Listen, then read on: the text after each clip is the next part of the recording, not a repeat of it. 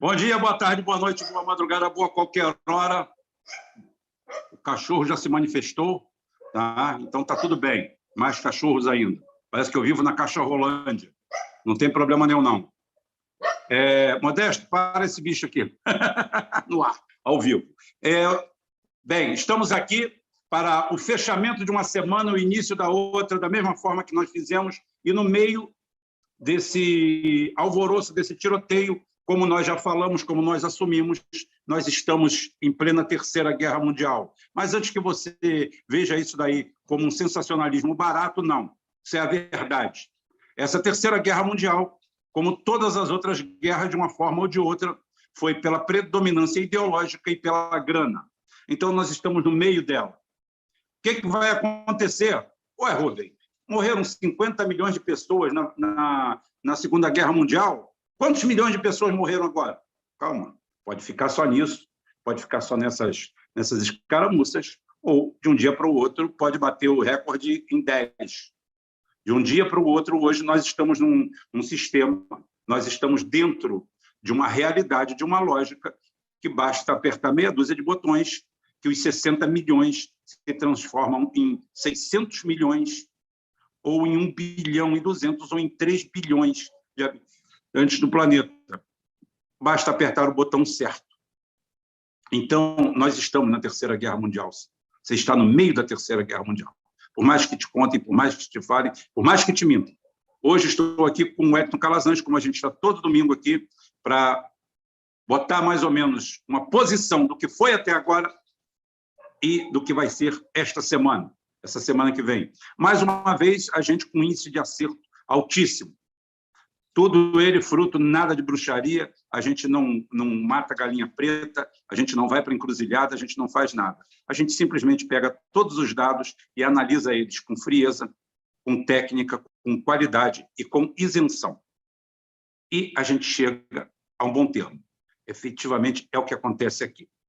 Eu tenho um vídeo de aglomeração hoje, um vídeo um pouco longo, do Planeta Blog, do Jean. Eu não pedi autorização a ele, botei. Inclusive, eu quero entrar em contato com ele, o comandante também, para a gente fazer umas lives, porque o Planeta Blog, esse rapaz que mora nos Estados Unidos, ele é o contrário daquela turma que vai lá para os Estados Unidos dizer que nos Estados Unidos todo mundo fica rico, fica milionário, que quem lá é só trabalhar que você fica rico, e aí blá, blá, blá, blá, blá. Não. Ele simplesmente mostra a realidade. Ele faz bastante vídeos de qualidade, mostrando a realidade dos Estados Unidos, uma realidade cruel. E ele não fala mal do Estado, ele trabalha lá, ele vive lá, ele está radicado lá, mas ele consegue enxergar o que tem em volta. Não tem viés político. Ele não é Bolsonaro, ele não é Lula, ele não é Ciro, ele não é nada. Ele faz vídeos. E os vídeos dele eu acho sensacionais, porque eles colocam e mostram uma posição inaceitável para um país que se considera o país mais rico do mundo, e é efetivamente o país, afinal de contas, eles imprimem o papel e jogam para os outros, para os otários. Christian, sem mais delongas, porque aqui já são 18h12, e lá na Suécia são quase 6 horas da manhã, né? Tirando o exagero. Coloca esse vídeo no ar para aglomerar, para as pessoas verem os Estados Unidos real, um Estados Unidos que ninguém mostra. Todo mundo diz, faz igual aquele Luiz Miranda, aquele bandido, aquele escroque que hoje é deputado federal, dentro desse país aqui, que foi para lá como coiote profissional, roubou dinheiro de todo mundo, passou a perna em todo mundo, cantou de galo e falou que lá só não fica rico quem não quer. Não é bem assim. Como nós falamos essa semana, 130 milhões de americanos, 40% da população dos Estados Unidos, não tem $1.000 na conta, e são muitos deles americanos nativos. Não é você que vai para lá para lavar prato no McDonald's. Você não acha que você tenha mais vontade de ter $1.000 na conta que um deles não, tá? E 50 milhões de americanos hoje não têm. Eu ontem falei com o professor Lourenço Carrasco, vou estender o convite para o Wellington, que o Wellington também é de Salvador, da Bahia, e é o seguinte, a gente vai fazer uma ONG nos Estados Unidos ensinando como fazer favela, porque material humano eles têm, e gente para subir os morros e fazer favela. Meu sonho é pegar aquele morro lá de Beverly Hills, onde está escrito aquela placa Hollywood, encher de barraco de papelão, tá? E botar o pessoal para secar roupa ali atrás daquelas letras de Hollywood, que era um loteamento falido ali, que aconteceu aquilo. Também quem vai comprar alguma coisa naquele barranco. Então é o seguinte, mas é ali que nasceu o Hollywood. Então, a minha ideia é essa, nós vamos levar tecnologia para os Estados Unidos. ONG de construção, como fazer seu barraco. Com 50 milhões de pessoas potenciais para entupir o país de favelas, eu acho que a nossa empresa imobiliária, nossa ONG imobiliária, é sucesso garantido. Mas, Christian, coloca aí o vídeo de aglomeração no ar. Mas fiquei com alguns vídeos de algumas mazelas que eu tenho certeza que ninguém mostra para vocês. Um abraço. Por todos os Estados Unidos, como em qualquer cidade grande de qualquer parte do mundo, você vai encontrar regiões perigosas. A única diferença é que aqui as pessoas dizem que isso não existe, né? Principalmente os youtubers. Mas aqui nos Estados Unidos não é diferente, principalmente nas regiões mais carentes. Em projetos, você vê, é muito comum você ver exatamente as cenas que vocês estão vendo aí agora. Isso é muito comum, pessoal. Escondem de vocês, mas o nível é daquele jeito ali. Agora vocês estão vendo aí um bairro, o que a gente chama de comunidades, né? As comunidades aqui, que são bairros, digamos, habitáveis. Vocês podem olhar essa sujeira aí, ó, olha só. Isso é no meio da rua, pessoal, né? E o pessoal não mostra isso pra vocês, mas isso aí é no meio da rua. Olha essa rua, olha os dois lados, a sujeira, né? Que eu diria que escondem, né? Escondem de vocês. O que vocês conseguem ver aqui mostrando pra vocês não é isso aí, ó, essa sujeira. O que mostra pra vocês são ruas asfaltadinhas, terrenos limpinhos, principalmente em condomínios da Flórida, né? Mas os arredores, os lugares mais sinistros, os lugares mais sinistros, você vai encontrar isso aí. Aí você está vendo bairros, por exemplo, na região de Patterson, Newark, em New Jersey, a região de Elizabeth. Você consegue ver isso aí, que são comunidades onde moram muitos latinos, brasileiros, negros, e, enfim, essas são as comunidades básicas, né? Onde você vai encontrar a maioria dos imigrantes morando. Muita gente pode se perguntar, poxa, mas parece até um bairro legal, parece que as casas estão até bacana. Na verdade, essa comunidade aí eu diria até que está um pouco melhor mesmo, né? Mas não se engane, vocês podem ver isso aí, ó. São casas com grades, porque o número de assaltos, de arrombamento de casas é dramático, pessoal. Vocês não têm ideia como isso acontece aqui. Então, assim, aparentemente dá uma sensação de que tudo é muito tranquilo, você moraria super bem aí, mas isso não é verdade. Se você caminhar à noite por esses bairros aí, porque é uma realidade americana, né? Essa é a realidade americana. Você vai encontrar, eu repeti a foto aí mais uma vez para vocês verem aí, da realidade aqui, né? Das casas com grade, inclusive acabou de passar uma aí agora. Então, essa é a realidade nos Estados Unidos, que você não pode ficar andando por aí, pela rua. Olha quanto lixo jogado na calçada. Ninguém mostra, né? Só mostra as calçadinhas bonitinhas nos condomínios lá da Flórida. Mas a verdade é que é isso aí. Olha que rua maravilhosa. Olha esse calçadão aí. Olha essa calçada que bonita, bem resolvida, né? Bem limpinha, bem calçadinha. Então, assim, o que eu tô mostrando para vocês aí é a realidade dos bairros onde moram muitos imigrantes, né? Aí mais você pode ver que é um casebre, né? Uma garagem, mais casas com grades, isso é muito comum, principalmente a Virgínia, Califórnia, Nova Jersey. Olha aí a Rua Tapete, vamos ver como é que anda o carro, ó. Essa é a Rua Tapete. Claro que nos Estados Unidos existem ruas bacanas, mas não corresponde ao país inteiro. Você não andaria, por exemplo, sozinho numa rua dessa aí, olha. Certamente você seria assaltado, pessoal, olha para isso aí, olha a infraestrutura já defasada desse país. Já é no país inteiro? Não, lógico que não. A maioria dos lugares está bem conservado, mas esse é o início de um fim, pessoal. Isso aí é o que a gente vai ver mais e mais daqui para frente. Olha para isso aí. Você andaria sozinho por uma rua dessa daí? Eu garanto a você que não. Então, assim, quem olha e fala assim, poxa, as casas estão bacanas, você não iria gostar de morar nesses bairros aí, pessoal. Tá? Você não iria. Eu garanto a você. Você se sentiria ameaçado, assustado, intimidado, porque infelizmente são regiões muito perigosas e que ninguém mostra, né? Só mostra para vocês o Central Park, Miami Beach, os lugares mais bonitos. Mas a verdade é que por todo o país existem lugares assim, pobres. Isso sem falar os projetos, né? São aquelas regiões onde meio parece um local destinado para os pobres de maré, né? Não sei se me expressei muito bem aí, mas enfim, essa é a realidade que eu diria que é um país que está em decadência, né? Essa é a verdade. Vocês estão vendo aí, ó. Essa não é a infraestrutura de primeiro mundo, onde tudo é limpinho, onde tudo é organizado. Isso não existe mais. Tá? Aliás, existe, mas está em completo caminho de decadência. Essa é a pura realidade. Espero ter mostrado para vocês mais um pouco do verdadeiro lado que ninguém mostra para vocês.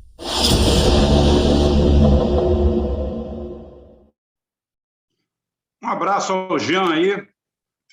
Não conheço pessoalmente, acompanho o trabalho dele, coloquei o vídeo dele aqui, vou tentar entrar em contato para trazer ele aqui para bater um papo com a gente, porque ele não fala mal dos Estados Unidos, ele fala a verdade. Inclusive, ele tem respeito pelos Estados Unidos e fala que é um bom país para se viver, ou era, né? Como ele falou, assim, existe um quadro de franca decadência.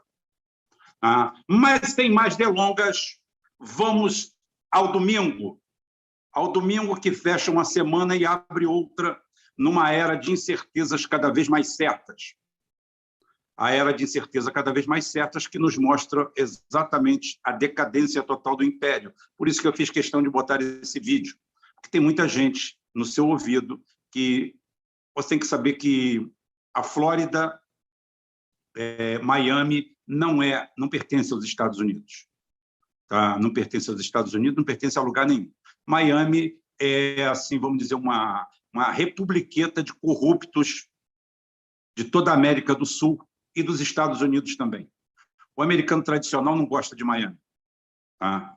Acha uma terrazinha meio fétida, porque é por ali que tem as negociatas, o narcotráfico, a porta de entrada do tráfico, da negociata, da podridão, toda essa aí. Tanto é que Miami você pode nascer, crescer, viver e morrer em Miami sem falar inglês, que você vai viver o tempo todo. Você vai falar português, você vai falar castelhano, você vai falar qualquer língua, não tem problema.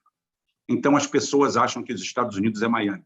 O americano médio tem ojeriza de Miami. Tá? Considera aquilo ali brabo. É mais ou menos a Avenida Foch.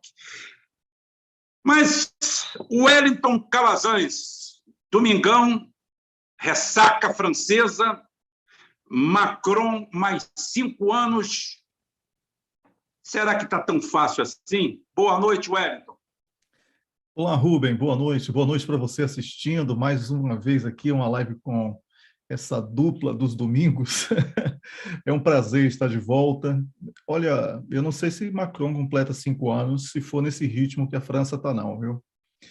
Você tem uma ideia, Rubem? O balanço da situação econômica da Europa foi adiado para evitar influenciar nas eleições francesas. Ou seja, o problema existe e eles deram um chá de espera no eleitor francês para que ele não associasse essa dura realidade que existe com a questão eleitoral. Vejo que... Fez igualzinho o FHC fez aqui na reeleição dele. Exatamente. Aquele golpe, você está falando em relação ao real, né? Isso. Seu microfone cortou, mas eu entendi. Fernando Henrique Cardoso deu aquele golpe do real. O real super bem valorizado e etc. Quando anunciou a reeleição dele, aí veio o declínio, que foram... O segundo mandato de Fernando Henrique Cardoso foi assim, o segundo mandato de humilhação, assim, foi todo dia ele tomava 7-1, né? Tanto ele como o Brasil. Né? Aquela foto clássica do Bill Clinton por trás dele e ele sorrindo, né? Mas ali simbolizava todo o povo brasileiro que sorria sem saber que estava levando ferroada. Então, Rubem, essa eleição na França, que a gente tem que falar mesmo sobre esse assunto. Primeiro, Macron, no primeiro mandato, ele venceu no segundo turno a própria Le Pen com uma vantagem superior a 30%. Hoje, ele vence com uma vantagem inferior a 20%. Aí todo mundo fala, mas foi uma vantagem folgada. Não, preste atenção. Apenas 63% do eleitor francês foi às urnas. Foi um elevadíssimo índice de abstenção. Então, se você somar a abstenção, que significa desinteresse pelos dois candidatos, ou seja, reprova os dois, quem ganhasse já teria, naturalmente, essa faixa de desconfiança da sociedade. Somado à oposição, qualquer um que ganhasse teria menos apoio do que o necessário para ter uma popularidade confortável e até aqueles famosos 100 dias de governo. Né? 100 dias de... Tem até um nome para isso, 100 dias de trégua, não recordo agora. Então, de graça, 100 dias de graça, é essa expressão. Só que Macron é reeleito nesse cenário onde o bicho está pegando, onde tem uma situação na Ucrânia que empurra toda a Europa para uma recessão sem precedentes, para uma crise econômica que já está saltando aos olhos, inflação galopante. Macron não tinha resolvido no seu primeiro mandato uma série de questões sociais, ele não tem o controle sobre a questão étnica no país, não tem uma boa gestão das diferenças religiosas dentro do próprio país, e eu não vejo com bons olhos. E olha, para começar aí, até o professor Carrasco estava aqui ontem, deu uma aula maravilhosa, eu assisti boa parte, e hoje acabei assistindo todo. Ele destacou no Twitter há pouco que o Macron promete uma França mais ecológica. Então, brasileiro, você que está me assistindo, eu também sou brasileiro, bunda na parede, que ele vai querer dar ferroada. Todo político estrangeiro que falar em mais ecologia vai querer roubar a Amazônia. Então, prestar muita atenção a isso, venho alertando para esse risco há muito tempo. Então, Macron não tem condição de gerir os problemas internos da França, já está prometendo uma universalização das soluções. Então, não vai conseguir convencer, porque o identitarismo não enche barriga, nem mesmo nas relações interpessoais, né? Já que os métodos de reprodução são pecado para os identitários. Então, eu vejo que essa situação de Macron vai ser agravada na próxima eleição, que é parlamentar, e ele será testado para ter apoio e certamente estará numa crise sem precedentes, e aí começa o declínio dele. Essa é a minha primeira impressão, Rubem. Perfeitamente. É porque, para quem não sabe, na França, a eleição legislativa é defasada da eleição presidencial, o que no Brasil seria uma tragédia. Lá, não imagine que seja menos, porque vocês imaginem os negócios e as negociatas que vão acontecer nesse interregno, tá?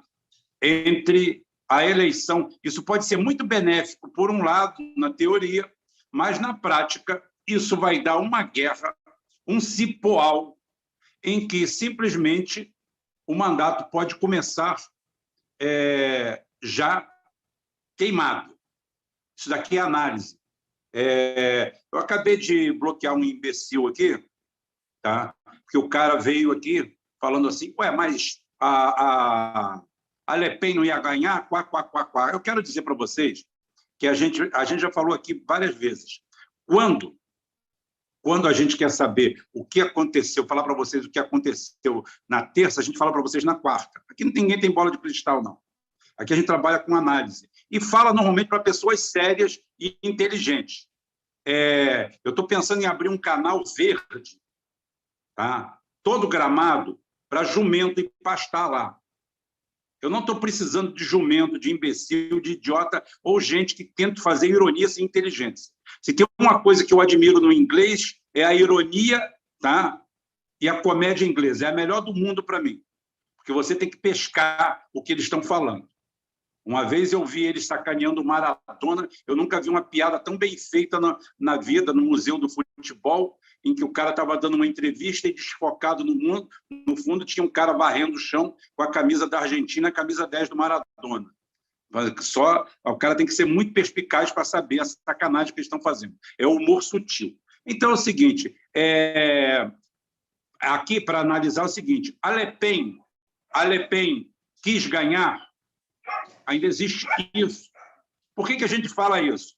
Porque, ao contrário de vocês, alguns que vêm aqui idiotamente, a gente acompanha o dia a dia da geopolítica para poder falar com consistência. Tá? Então, a gente tem que ver todo dia. A Le Pen fez uma campanha assim cirística, né? Podemos dizer. O Ciro é aquele cara que todo dia que ele tem uma boa oportunidade, ele, ó, mulher, eu vou sair para caçar. Aí pega o totó, pega um caramelo, o cachorro da família, volta com ele nos braços. Errei a caça, matei o cachorro. Então é o seguinte, a Le Pen fez mais ou menos isso. Ela fez os movimentos anacrônicos, tipo aquele negócio. Não é o melhor momento, ela quer a presidência? Quer. É um bom momento para ganhar a presidência? Não. Macron já está na chuva, é para se molhar mesmo, ou para se queimar. Já está com a equipe toda, está todo mundo lá, ótimo. Só que o cenário a médio prazo da Alemanha, da Europa, estou falando a médio prazo, por quê? Porque a realidade é uma só, não existe visão de longo prazo na Europa. A Europa não tem visão de longo prazo. A Rússia colocou todo mundo no infinitivo. Essa é a verdade. Tá? Existe só a visão de curto prazo. É de hoje para amanhã. Ninguém ousa fazer um mapa de projeção. Todo mundo é jornalista, sabe disso, que todo mundo em 2021 faz a projeção de 2022, 2023. Hoje ninguém na Europa tem coragem de fazer a previsão de 2023. Porque vai ter uma guerra nuclear e vai devastar tudo? Pode ser pior. Pode ser pior. Porque para países totalmente capitalistas, isso daí é um quadro bem pior. Porque você tem o seu país devastado, isso quer... Porque é o seguinte, o que acontece? O que é uma guerra nuclear? O que é um hecatombe nuclear? É o seguinte, eu estou na merda, mas você também está na merda. Estamos todos na merda, a situação é mais ou menos essa. Agora, só que tem uma coisa, o que pode acontecer com a Europa é que o seu país pode naufragar por uma escolha errada e o resto ir embora. E ninguém vai te botar uma boia, não. Se alguém te jogar uma boia, não segura, não, que é de cimento. O pessoal quer que você se foda. Está todo mundo ali como amiguinho, o que acontece ali? Todo mundo, aquela OTAN ali, aquele de 29 países, estão se fingindo de amiguinho. Ali não tem amiguinho, não. Ali está todo mundo querendo pisar no pescoço. Inclusive, uma coisa que eu falei com o Elton ontem, e a gente pode abordar aqui, que não está na pauta, que é o fato que é o seguinte, hoje, o europeu, a vida inteira, ele soube muito bem o que era câmbio negro, bolsa negra. Sempre, para tudo. Desde o tempo da guerra, todos já estão acostumados com isso. Hoje, a Europa vive no câmbio negro. Todo mundo fingindo que está fazendo sanção para a Rússia e todo mundo comprando escondido da Rússia. Tirando, talvez, a Polônia, que a Polônia é tão idiota que acredita na piada. O polonês é tão idiota e tão imbecil que ele acredita na situação. Nem o Zelensky acredita, mas o polonês acredita. Né? Então, o quadro da Europa, ser presidente da França hoje é um bom negócio? Não sei. Não sei. O quadro que está vindo por aí, eu não sei. Até porque as eleições legislativas vão ser agora, e sob influência disso tudo. Né? Então, tem muita água para passar embaixo da negócio. E nós falamos assim, a Le Pen deve ganhar. Só que o cenário pendeu para... Eu não estou dando justificativa, não, estou explicando. Tá? Quem tem que dar justificativa é quem cobra alguma coisa para vocês. Se o cara te cobrou, fez uma consultoria para você, tá? Se o cara te deu... Se você assinou uma consultoria, pagou $1.000, $10.000, $100.000, o cara tem que te dar justificativas. Nós que fazemos análise, nós damos explicação.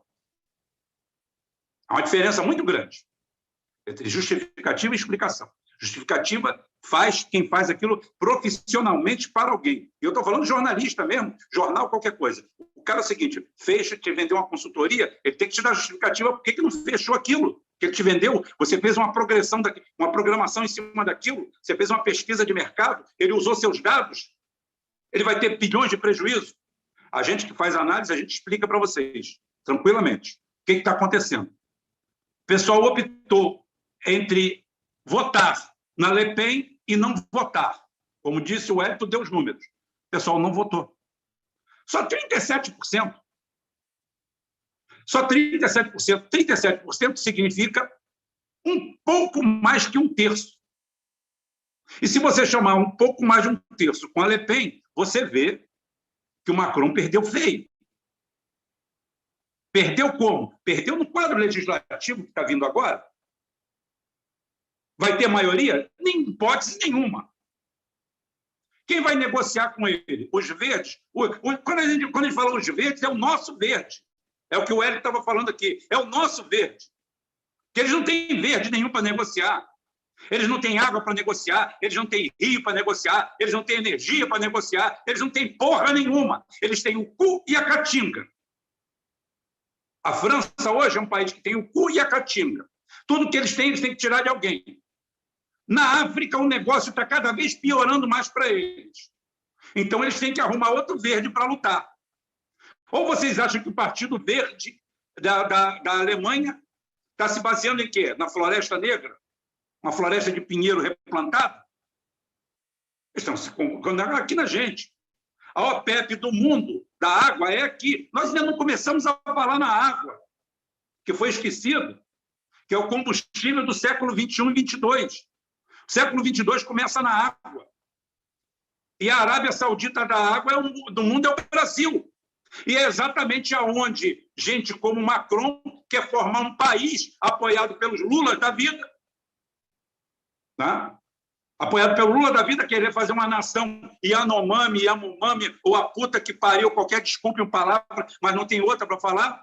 Essa Sônia Tabajara, essas outras, esses índios de aluguel que aparecem aí. Ontem, você chegou, não sei se você chegou a ver, daqui a pouquinho eu vou passar para o Christian aqui para ele botar o vídeo para a gente ver. Eu faço questão de ver, o pessoal ver o comportamento de uns índios, tá? Índio fugitivo, de concentração de escola de samba, fantasiado de índio americano, jogando em Porto Seguro do local, tá? Jogando tinta vermelha na bandeira do Brasil. Cara, isso não é ato de esquerda, isso não é ato de socialismo, isso não é ato de nada. Isso aí eu só posso achar que é um ato de infiltrados, mas não é, pior que não é. É porque simplesmente se faz a narrativa externa. Enquanto eu vou puxar o vídeo aqui e botar para lá, Wellington, a Alemanha, como está com o Zelensky, como é que está essa situação toda? Porque, afinal de contas, parece que todo o eixo está indo para a Polônia. A Polônia sempre boi de piranha, a Polônia sempre o último a entender a piada. A Alemanha abandona Zelensky. Não abandona, vamos dizer assim, não abandonou de direito, mas abandonou de fato. Seria isso? Olha, rapaz, Zelensky, no auge da pretensão dele, ele recusou a visita do presidente alemão. Isso era tudo que os alemães precisavam para poder usar o argumento seguinte: olha, o presidente da República Alemã, ele é a Alemanha. Se você recusa o presidente, você recusa a Alemanha. A Alemanha já tinha dito momentos antes que essa coisa do Zelensky ficar pedindo arma já não dava, porque a Alemanha está trabalhando a seguinte perspectiva: se tensionar a corda, vai ter guerra nuclear, e isso eles não querem.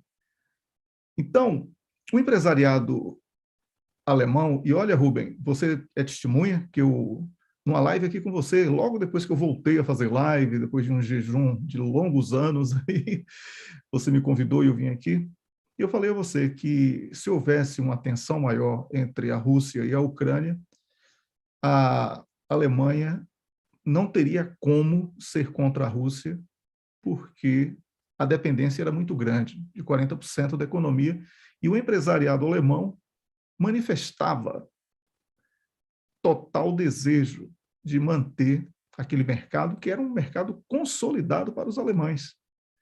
E, como você já colocou em outras observações suas, o operário, cidadão comum alemão, com um salário de 5.000 euros mês, né, trabalhando nas fábricas alemãs, ele não vai trocar isso para viver de seguro-desemprego ganhando menos de 1.000, né? Então, não tem como a conta da Alemanha fechar sem a colaboração com a Rússia. Por isso, é um processo de franco declínio das sanções. As sanções tiveram um efeito contrário. a Rússia se preparou demais para isso está provado, não é? Do ponto de vista militar, aqueles analistas, esse pessoal que cobrou aí, que nós colocamos a Le Pen como uma candidata com possibilidade de vitória, é bom lembrar que a gente falou das pesquisas antes do primeiro turno, porque era o que as pesquisas diziam, né? E se você é analista, você tem que trabalhar com pesquisa. Então, nós fizemos análise com base nas pesquisas. Aí, agora, na reta final, veio essa coisa aí de 15 pontos e tal, com presidentes de todos os países pedindo voto, até Lula pediu voto para Macron, uma vergonha, assim, que não tem explicação. Mas isso é outro assunto. Então, voltando para a Alemanha aqui, você que está me assistindo, eu quero dizer o seguinte, não tem como a Alemanha manter essa parceria caracu com os Estados Unidos. Você sabe o que é parceria caracu. Os Estados Unidos entram com a cara e a Alemanha com o resto. É que os Estados Unidos vão querer, essa semana, aí, no dia 25, vem a sub não sei das quantas dos Estados Unidos, e todo mundo tremendo, porque onde ela vai, tudo acontecem golpes. Bota ali o secretário do secretário do Zé Ninguém para recebê-la, com a promessa de que vai levar o conhecimento do Zé Ninguém. O nosso amigo Albert, do velho general, disse que botava um contínuo para atendê-lo. Um abraço para o Albert aí. É isso aí. Para ser atendida por um contínuo. Exatamente. Tem que colocar um Zé Ninguém, um estagiário, para atendê-la. Certo? Então, o que acontece? Se a Alemanha quiser acabar, basta ela manter uma briga com a Rússia.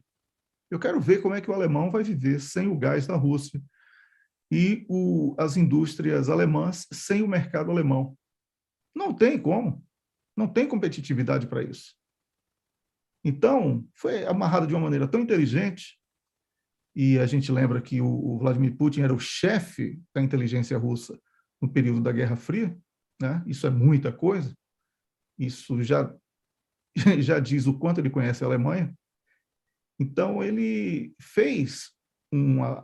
promoveu uma parceria com a Alemanha que a Angela Merkel soube pensar na Alemanha quando ela construiu o Nord Stream 2, porque, meu irmão, é um tubo com gás do lado. Não tem tudo baratinho, indústria alemã funciona. Competitividade, né? Barato, seguro, tudo. Né? Porque esse pessoal que fala de ecologia, por exemplo, e não condena o gás do xisto, né, dos Estados Unidos da América, isso aí. Como é que pode falar de ecologia se você está poluindo, pegando a raspa do queimado, como diz lá na Bahia? Deixa eu dissertar um pouco sobre esse assunto, que é sim, muito interessante, porque é o seguinte, não é só o gás de xisto, né? É o óleo de xisto, que é a província de Alberta, no Canadá, que é a província mais bela do Canadá, com coníferas, com florestas, e simplesmente a província de Alberta, no Canadá, ela se faz exploração de óleo de cobertura. Óleo de cobertura é xisto betuminoso, que passa por um processo de aquecimento, e aonde você faz. Isso fora o fracking. O fracking é um sistema de fraturamento hidráulico, tá? Da camada geológica, aonde você coloca, em média, até 200 produtos químicos que podem pegar um lençol freático e condená-lo por coisa simples, 20 mil anos, coisa que passa rápido. O efeito da bomba atômica já acabou há muito tempo e aquilo ainda está contaminado. Esse pessoal é que fala em ecologia. É esse pessoal que está vendendo o modelo ecologista para você. É aquele médico, eu, com essa minha vasta cabeleira, vou num médico que cobra 10 mil reais a consulta e que promete curar a calvície, como se eu quisesse curá-la. Mas tudo bem, eu chego lá, dou de cara com um médico careca, eu viro as costas e vou embora. Se o cara não resolveu o problema dele, como é que ele vai resolver o meu? Né? Então é o seguinte, é a mesma coisa. O cara chega, ou você vai no endócrino para perder 50 quilos e chega lá, o cara tem obesidade mórbida. Você tem que ir embora. A primeira propaganda do profissional é o próprio. Tá? A imagem é tudo. A imagem começa a vender. Tá? Então é o seguinte, isso, quando a gente fala, tem coisas que os países, é como se você colocasse um CPF neles. Tem hora que você trata o país como um indivíduo, que é para melhorar a compreensão, a analogia. Então, os Estados Unidos é um sujeito, você é outro, a Rússia é outro, e você tenta ver mais ou menos o padrão ético e moral de cada um. Você conhece gente que é velhaco, que não vale nada? Você conhece gente que é ordinária? Você conhece gente que é calado e boa praça? Você conhece gente que é caloteiro, que não paga ninguém? Você conhece gente que, mesmo morrendo, não pede nada a ninguém? Tem gente que pede por vício. Então, é o seguinte, existe tudo isso aí. Essa daí é uma característica que, por analogia, a gente coloca para os países. Então, é a mesma coisa. É aquele cara que chega na sua casa, faz uma bagunça, mas quando você chega na casa dele, ele te recebe na porta. Na sua casa, ele tem total liberdade, faz o que quer, o que bem entende. Na casa dele, ele já te recebe na porta. Então, tem algo errado nisso aí. Você tem que ver, olha, espera aí. Vale para ele, não vale para mim, vale para mim, não vale para ele. Que negócio é esse? Ah. E só abrindo um hiato aqui, para até talvez liberar o Christian, essa nossa live aqui não tem que prezar pelo tamanho, tem que prezar pela celeridade e pela qualidade de informação que a gente leva para vocês, porque, como eu falei, a gente já falou a semana inteira, a gente vem falando a semana inteira. Tá? O nome da dona que vem aqui do 13º escalão dos Estados Unidos é a Victoria Nuland. Tá? Ela é subsecretária de Assuntos Políticos Aleatórios para países que lambem o saco dos Estados Unidos. Tá? E ela vem como interventora, e ela vem e é recebida como chefe de Estado. O Bolsonaro, o Itamaraty, todo mundo, quando era para ser recebida no corredor e falar o que o Albert falou, ó, infelizmente não tem ninguém aqui para te atender, não. Pega o ônibus e volta. Toma aqui um vale transporte e volta. Né? Eu vou mostrar aqui a macronização da ecologia brasileira vindo pela mão do PT. Você está contra o PT? Não, é o PT que está contra o Brasil. Me desculpe, você está confundindo as coisas. Eu não sou partido político, o Hélio não é partido político. Quem é partido político, quem pegou CNPJ de partido político foi o PT. Quem é candidato é o Lula. Quem pediu voto por Macron foi o Lula. Então, vocês vão ver que as ONGs ligadas ao PT, isso aqui não é campanha para o Bolsonaro, porque a gente aqui não puxa a sardinha para ninguém, a gente mostra a verdade. Acabamos de falar que o Bolsonaro parece um cachorro piquinês daqueles lambichota, vagabundo, tá? Lambendo o saco de alguém do 13º escalão americano. E ou o Bolsonaro está andando em cima do muro, e quem anda em cima do muro leva a pedrada dos dois lados. Tá? Bolsonaro está arriscado a virar ninguém. Problema dele, culpa dele. Problema dele. Christian, bota esse videozinho aí de Porto Seguro, onde o nosso amigo Golden Warrior confirma tudo que nós falamos aqui. Bota esse vídeo de Porto Seguro que eu te passei agora. O Christian pediu 1 minuto, que é para editar o videozinho que eu passei para ele agora. Tá? E, então, a gente fica falando. A Victoria Nuland está lá no meu Telegram, no meu Twitter. Pode acessar. Meu Twitter é @Ruben_Gonzalez. Tá?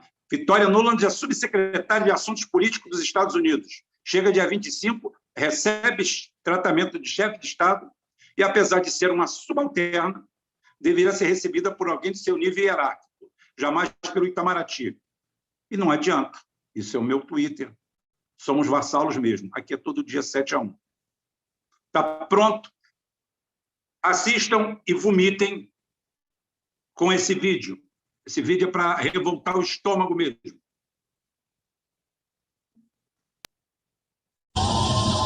Das mãos dele, tio.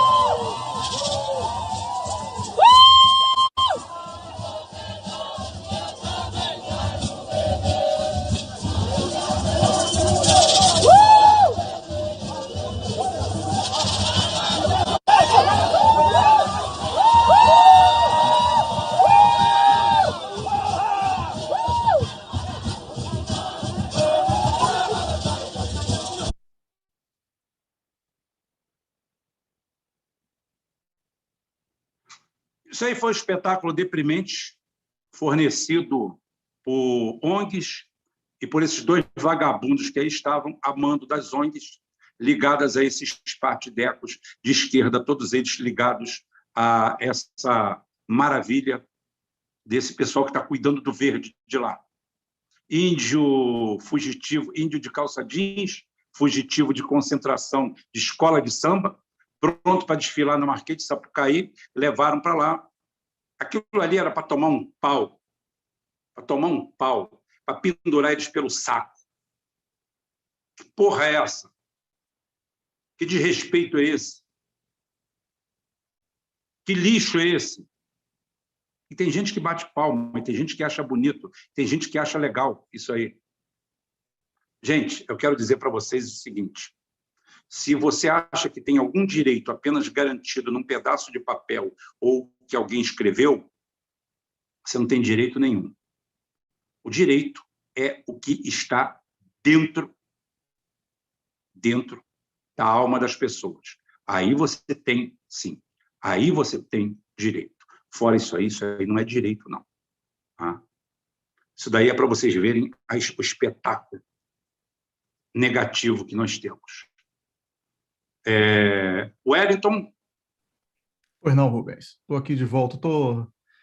Eu conhecia já o vídeo, mas é sempre revoltante, né? Porque, se você for olhar, é o seguinte, esses índios aí de tênis Nike, eles são brasileiros. Então, não existe uma nação indígena como os bandidos estão tentando impor.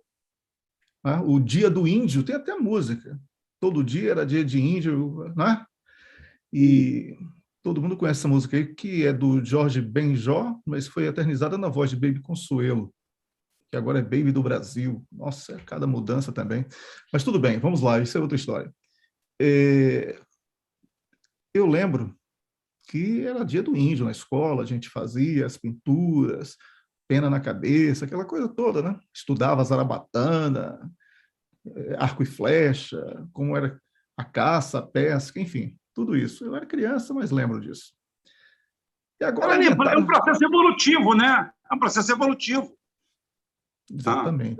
Eu não preciso usar mais aquilo, mas é como Não. você olhar os utensílios das cavernas. Tá? Uhum. Não tem nada de belo e poético. Tá? É apenas historiográfico. Não, mas eu não cheguei ainda onde eu quero chegar, Rubão. Eu quero lhe falar o seguinte, que já querem mudar o nome. Agora é Dia dos Povos Indígenas. Aí começa o golpe. Porque onde você fala povos indígenas, você busca um líder para uma nação hipotética. Não, tem que ser, e se Bolsonaro tivesse vergonha na cara, já deveria ter feito isso logo no primeiro dia de mandato dele, tem que ser Dia do Índio Brasileiro, 19 de abril, Dia do Índio Brasileiro. Porque tem que enquadrar esses vagabundos aí que você mostrou nas leis existentes, certo?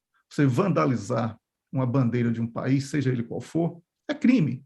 Qualquer país. Eu conheço muitos países, e não falo isso para dar carteirada em ninguém, mas foi privilégio que eu dou graças a Deus, porque eu acredito em Deus, da minha profissão, certo? E eu pude viajar e conhecer diferentes lugares. Todo país respeita a sua bandeira. Se você desrespeita a sua própria bandeira, você não tem nação, você não tem país, você não tem amor ao coletivo, você é um egoísta. Entendeu? Porque agora estão tentando atrelar isso ao nacionalismo, que é atrelado ao fascismo. Tem nada a ver uma coisa com a outra. Nada a ver uma coisa com a outra. Esse mesmo pessoal que tenta defender essa hipótese de que a bandeira significa autoritarismo, fascismo e etc., é esse pessoal que está colocando a bandeira da Ucrânia em tudo que é lugar, até no papel higiênico, que é, diga-se de passagem, apropriado para a situação de um país que é governado por uma porcaria daquela. Bom, acho que tem outro aviso aí do... não. Já vi. Nossa, é um aviso de saída aí do Christian. Um abraço, Christian. Então, é o seguinte. Rubem, esse vídeo aí, ele é assim, ele é o retrato da invasão estrangeira no Brasil. Certo? Não há outra explicação. Não quero me alongar, não, porque esse assunto é fora de pauta e a gente tem muitos assuntos para abordar. Verdade. Como isso aqui é um canal geopolítico e geoforça, e o geoforça significa a política à base de armas, que também ela existe, e como existe, a gente passa para o terceiro tema, que é a nossa querida, amada e salve OTAN ou NATO, enterrada dentro dos buracos de Azovstal. Para quem não sabe, para você se colocar, Mariupol é uma cidade industrial. Inclusive, eu quero deixar claro, muitas vezes, quando alguém fala que a Ucrânia é quase uma São Paulo da antiga União Soviética. A União Soviética deslocou muita siderurgia para lá, muitas empresas para lá, muitas empresas estatais estavam lá, as maiores usinas nucleares de energia elétrica estavam lá, tudo isso. A Ucrânia era super beneficiada dentro da União Soviética. Haja vista que 2 líderes em seguida da União Soviética eram ucranianos, né? Nikita Khrushchev, né? E Leonid Brezhnev. Então, de 54 até 82, quando mataram Leonid Brezhnev, já está provado que ele foi morto pelos sionistas, que já preparavam um golpe para destruir o movimento e acabar com a União Soviética. Mas isso aí a gente faz outra live, faz outra coisa, não é, como disse o Wellington, o tema principal, a temática principal. Então, Mariupol é uma unidade, é uma cidade industrial, portuária, onde tem uma planta de aciaria muito grande, essa planta de Azovstal, que é onde estão encalacrados talvez 2.000, 3.000, 4.000 elementos.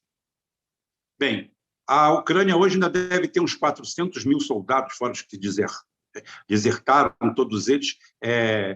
Tem uma quantidade enorme de soldados, e hoje morrem uma média de 500 ucranianos por dia na guerra lá.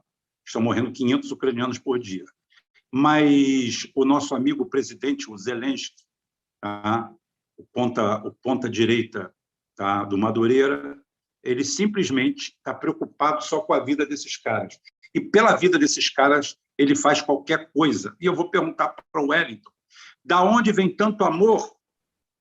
Por que a OTAN está enterrada em Azovstal, onde, quem não sabe, tem 8 andares para baixo, tá? São 3 setores separados, porque aquilo ali era uma unidade, é um lugar, para um refúgio, não é um refúgio, vamos dizer, contra impacto nuclear, um refúgio imenso, com túneis para, em caso de uma guerra nuclear, radiação, você ir para lá. Tá? Então, ali tem milhares de quilômetros, tem mais de 1.000 quilômetros de túneis, é um negócio absurdo, é um emaranhado terrível, tá? Tem de tudo lá embaixo, mas não estava preparado para isso aí. O que o pessoal está fazendo lá embaixo, Wellington? Ô, Rubão, essa pergunta é ótima. Só que eu vou lhe dar uma notícia antes sobre a Azovstal, que foi divulgada ontem aqui na Suécia. Segundo a imprensa aqui, são 9.000 pessoas que estão ali. 9.000.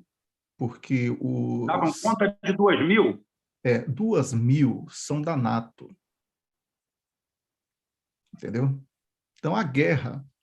Eu até conversando com um amigo meu lá de Angola, que trabalha na imprensa de lá, ontem, eu falei que Azovstal está parecendo, lembrando, sabe, a história do Cuito Carnavale, aquela guerra que aconteceu, que foi o único confronto verdadeiro da Guerra Fria, quando Rússia, Cuba e Angola sentaram à madeira lá nos Estados Unidos, Israel, África do Sul, né? E Holanda, porque a África Branca era holandesa.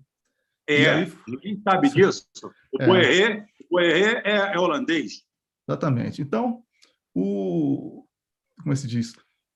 Ali foi uma tentativa de imposição, acho que já falei aqui também no seu canal sobre isso, uma imposição do racismo de dentro, de fora para dentro, ou seja, do lugar do negro para facilitar a supremacia ariana num ambiente de superioridade branca, que seria a Europa e os outros lugares, né?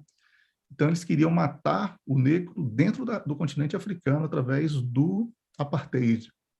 E ali a Rússia pegou o nazismo disfarçado de apartheid e detonou. Agora, em Azovstal, está acontecendo a mesma coisa.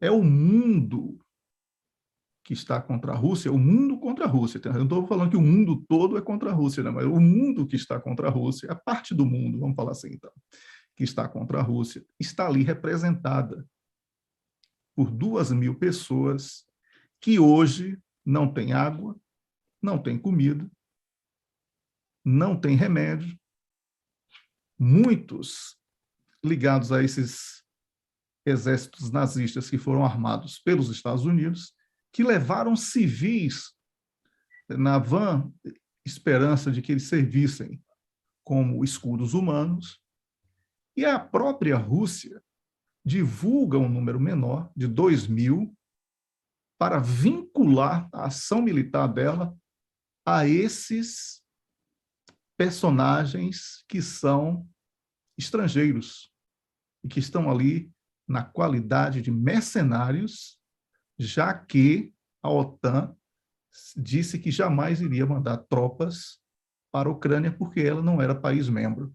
Daí o desespero, porque isso desmoraliza Nações Unidas, isso desmoraliza a NATO, isso desmoraliza toda a imprensa descarada que invade a sua casa, invade o seu quarto, o seu banheiro, o seu automóvel, invade a sua vida com mentiras. Eles não vão saber o que contar. Além disso, e aí se prepare, armas químicas e biológicas que estavam preparadas para um ataque estão lá. E aí, meu irmão, é o desespero dos dois lados, de quem está preso ali dentro e de quem está ao lado de fora. Porque se esses rapazes se renderem e entregarem isso aos russos, a história da humanidade vai mudar. Por enquanto é isso, Rubem. Perfeitamente, perfeitamente. O nosso papo anterior é bom porque deu margem aqui a algumas pessoas, né? E apareceu aqui o nosso amigo Mano Brisa. O nome já assusta, né? Mano Brisa. Porque eu me chamo Rubem e o Edson se chama Edson, o Damião Oliveira se chama Damião Oliveira, o Fernando Roncari. Mas o Mano Brisa, já deu para ver que o Mano Brisa é um cara assim legal, bacana, e ele veio aqui dizer que a bandeira brasileira é manchada de sangue. Mano Brisa, vai se fuder, rapaz, com esse teu discurso de merda, teu discurso babaca. Você mora onde? Em Nárnia? Ou em alguma vila ancestral? Tá? Faz uma coisa, muda para o Alto Xingu, vai lá viver como índio, mas é viver como índio, seu corno. Não é viver como índio, andando de Hilux, com Rolex no pulso, no meio de um bando de puta, e viajando para a Europa para viver de discurso. Tá? Segundo o seu relato aqui, crianças Yanomamis morreram atingidas por uma draga de uma exploração ilegal de minério, provavelmente uma exploração ilegal de minério patrocinada por eles mesmos, porque são eles que permitem essa exploração ilegal de minério lá. E, para mim, no meu caso, morreram 2 crianças brasileiras dentro de uma fatalidade de um país que não cuida das suas crianças, seja elas Yanomamis, pretas, brancas, azuis ou vindas de Marte. Tá? Porque no lixão aqui de Caxias, a carreta já passou em cima de um monte de criança. Eu não lembro de você ter falado nada. Tá? O que acontece é o seguinte, essa ecologia de goela, essa conversa fiada, essa história torcida, primeiro que há um hiato histórico dos Yanomamis, que um dia eu posso fazer uma live. Segundo consta, o Yanomami não é nem povo primitivo, seria um povo inventado. Tá? Só para você ver. Só para você ver o nível que eu estou e o nível que você está. Você é índio de folheto. Você fica vendo a narrativa oficial, provavelmente no seu partido, na sua conversinha. E aqui é o seguinte, eu quero o Brasil para todos os brasileiros. Índios, brancos, negros, para todo mundo. Numa boa. O direito do índio é o direito de todo cidadão brasileiro. Tá? Portugal veio aqui construir um Brasil. Portugal não tomou o Brasil de um povo indígena, não existia Brasil. Existiam 500, 600 etnias diferentes que se comiam entre si. Muitas vezes se comiam literalmente mesmo, se comiam, assavam uns aos outros. A gente deve aos padres, tá? a companhia de Jesus, que eles parassem de comer os outros. O cara pegava o filho do adversário dele, com 3 anos de idade, chegava dentro da casa dele, levava, criava ele até os 18 anos, quando chegava a 18 luas ou 18 cacetes, cortava o pescoço do moleque e comia. Tá? É um belo costume, né? É bem fraterno. Tá? Então, esse papo, essa conversa de bandeira suja de vermelho tem o módice da mulher que usou ontem, tem o dedo que eu cortei ontem, tem a vida nossa, tem o meu vizinho, tem um amigo meu, sargento, que foi morto o ano passado, covardemente, chegando em casa, que era brasileiro, como qualquer índio, como qualquer um, como essa criança que morreu de forma injusta. Então é o seguinte, injustiça existe em todo lado. Se você mora em Nárnia, fica por aí. Não vem na minha live da opinião, não, que eu não tenho culhão para aturar vocês, não, tá? Vai procurar a gangue de vocês, a turma de vocês, aquela porra. Aqueles 2 índios, se caírem na minha mão, eu arrebento eles de pau. Eu arrebento eles de pau, é de porrada mesmo. É para deixar no chão mole. É para ir para UTI. Para UTI lá no meio da selva. Para viver de negócio. Viver de mato. Não é isso? Porra, calça jeans, tênis importado, jogando tinta. Eu arregaço, eu arrebento. Eu arrebento, é para arrebentar. É para chegar e botar 10 anos em cana. Vocês acham que esses caras estão construindo o quê, aqueles 2 vagabundos? Estão construindo o quê? Ou também aqui, eu li aqui, os índios de verdade estão sendo mortos pelos bolsonaristas. Por quê? Por que pelos bolsonaristas? Bolsonaro tem 4 anos. O Brasil tem 500. As guerras que existem no país aí não são de bolsonaristas, de não bolsonaristas. Agora, quando você cria uma situação de intolerância, você cria uma coisa chamada ação. A ação gera uma reação. É isso que a gente luta contra, que haja a ação pela reação. A gente estuda a história, vê o que foi, o que aconteceu, como foi a construção do negro brasileiro.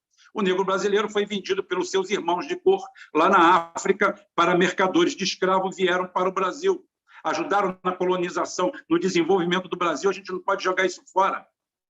Faz parte da nossa história, faz parte da nossa formação. Teve índios que foram massacrados, teve índios que colaboraram com os portugueses, teve índios que se aliaram com os portugueses para sobreviver, porque outras tribos maiores queriam dizimá-los, só sobreviveram porque foram apoiados e protegidos pelos portugueses.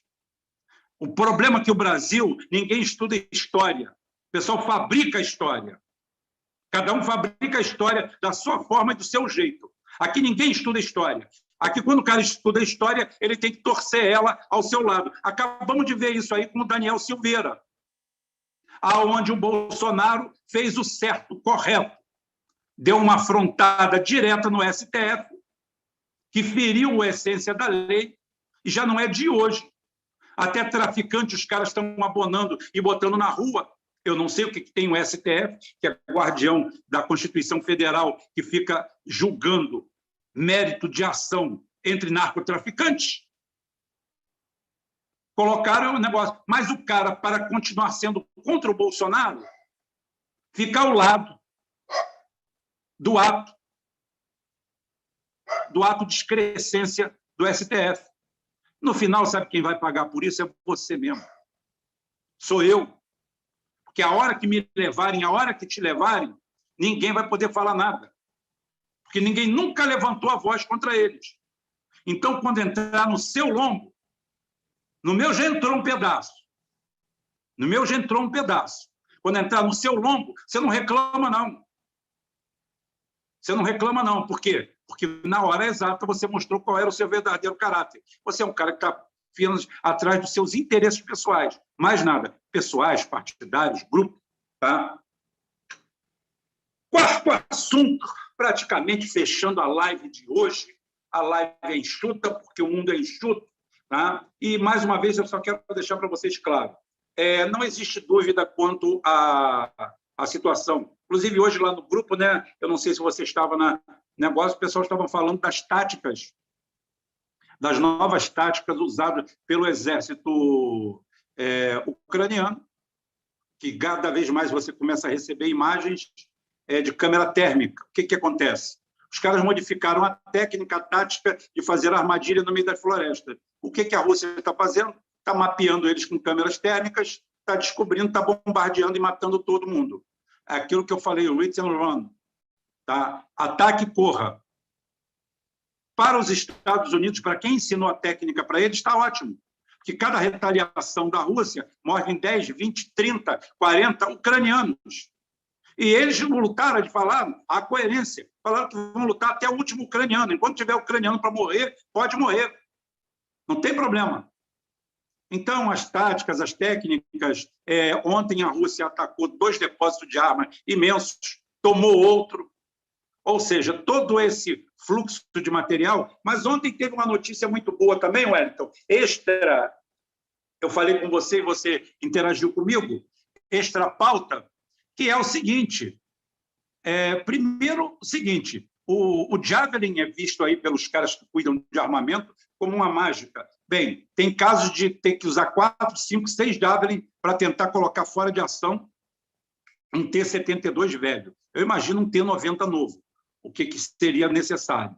Tá? Isso daí é o material. Mas eu soube, Wellington, que os Estados Unidos estão pegando todo o seu armamento que não presta e mandando para o Zelensky. Sabe por quê? Para ficar com as 42 toneladas de ouro, que fazem quase 3 bilhões de dólares, que em 7 de março de 2014, tá? Os golpistas mandaram para Nova York. Você sabia que os 42 toneladas de ouro foram mandadas para Nova York e estão lá? O que vai acontecer? Daqui a pouquinho, o Biden vai mandar apenas a fatura. Isso aqui você já gastou de arma. E tome ele. Por isso que existe esse. Não é porque o pessoal acha que ele vai ganhar da Rússia, não. Todo mundo sabe que eles vão ser massacrados. Mas o importante é pegar armamento velho. O Javelin, por exemplo, já está saindo de linha. É uma porcaria de míssil anticarro.